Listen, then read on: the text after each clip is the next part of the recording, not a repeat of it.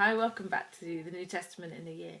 And we're in Galatians 4 and 5, and it's a short passage, but it's quite a tough passage, I think. That even in these few little words, there's a lot going on, a lot to get our heads around. And what I want us to do is, as a jumping off point, is start by looking at verse 28, where Paul says, "Now you brothers, like Isaac, are children of promise." Let's go back a bit, and what he's doing, he's drawing, he's casting minds back, and for us, taking us back to Genesis, where we read all about the story of Abraham and Sarah and their longing for a child, and God promised that there would be a child, but they struggled in the waiting. They were ancient. There was no way they really thought they could have children, but nevertheless Abraham slept with his slave woman Hagar, and as a result of that Ishmael was born. And yet that wasn't what God had promised, and in time Sarah gave birth to the child of promise.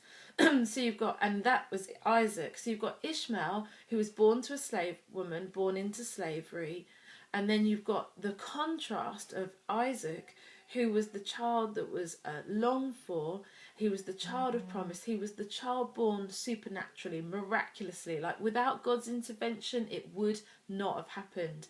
And that kind of line, "Now you brothers like Isaac are children of promise," it's kind of designed, I think, to kind of wake us up, to say, don't you get it? That you didn't do anything to be born. It was as a result of what God did. God's intervention meant that you were born, and you were born into freedom. You weren't born into slavery.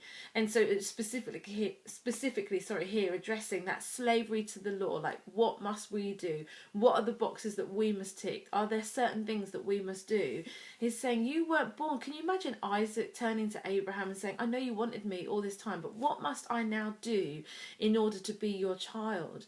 Nothing. You've been born. That's literally it. Because God intervened, you came about. And that's essentially some of what Paul's saying today, is that reminder: all you had to do was be born, and God accomplished that. It was nothing that you did.